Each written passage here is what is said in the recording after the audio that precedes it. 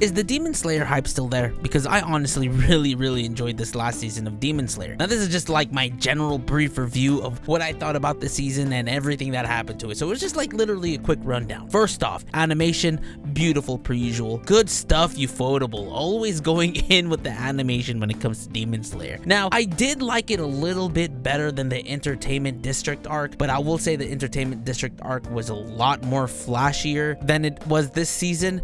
Well, obviously because Tengen was a very flashy Hashira in comparison to like Mitsuri and Tokito. But I was a little bit nervous because we were without Inosuke and Zenitsu, and I always like it when the boys are all together, but it gave us a nice introduction to Tokito, who I actually hated at first but ended up liking a lot later. Mitsuri, who come on guys, best girl, who can hate Mitsuri? And then also Genya, who I also hated but ended up liking him as he continued to fight, who he had a very mysterious power, and I thought that was really weird, but we'll get to that. So this was based off of the Swordsmith village, and it gave us that very homey Japanese vibe. It looked so beautiful, it made me want to go to Japan even more. And with the secret weapon, Yorichi Type 0, that was hiding within the village, that at first Tokito was fighting and was able to defeat, and then Tanjiro ended up having to fight Yorichi Type 0 as well, just for training purposes, which was in possession of Kotetsu, a young boy who was living within the Swordsmith village. And because of his hate for Tokito, he made Tanjiro work really hard against Yorichi Type 0 so he gets stronger. And it did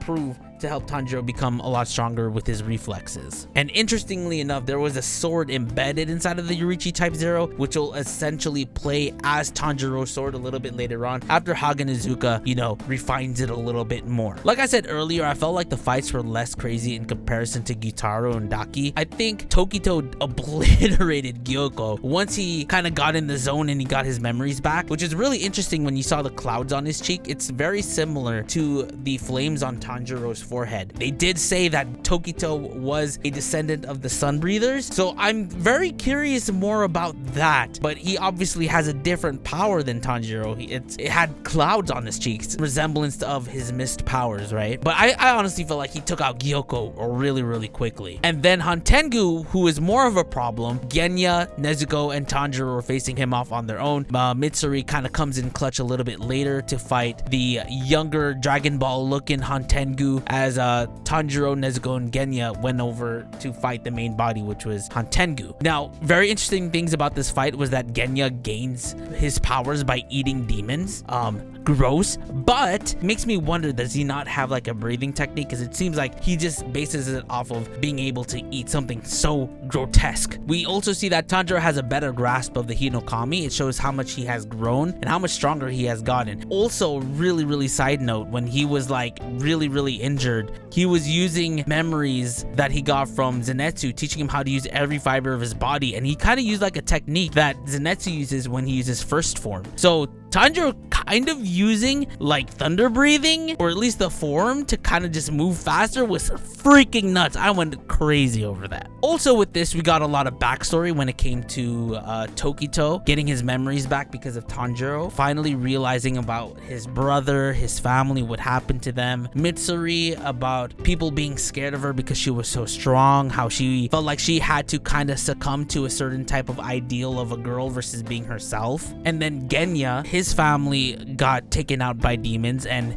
his relationship with his brother, and also his brother is a Hashira. Their relationship is a little bit interesting. It seems like at least Genya's older brother wants to protect Genya and didn't want him to become a demon slayer, but Genya did it anyways. And another note, Nezuko can withstand the sun. What the frick? And because of that, we got the Muzan backstory, which I thought was freaking nuts. It makes me wonder if we're going to get more of the backstory about the blue spider lily. I kind of felt like that information needs to be kind of fleshed out a little bit more in its properties, but once again, they said only the doctor that Muzan ended up killing knew about the blue spider lily, and his whole purpose right now was to find where it was. His purpose of finding it was so he can withstand the sun, and now he just sees that he could absorb Nezuko and her powers powers so that he can handle the sun and take over the world. But yeah, I think this season of Demon Slayer was a lot of fun. A lot to be happening. 2 episodes that were like an hour long, but especially that last episode gave me so many feelings. It felt like an emotional roller coaster that I was going through. The fact that an anime can do that to me, it makes me think that, wow, no matter how many people say that this anime is overhyped, I really like it. And it's overhyped for a reason, because the fact that it gives you these feelings, man, crazy. But yeah, those are my thoughts about Demon Slayer. Let me know if you guys watched it, if you guys enjoy it, and yeah.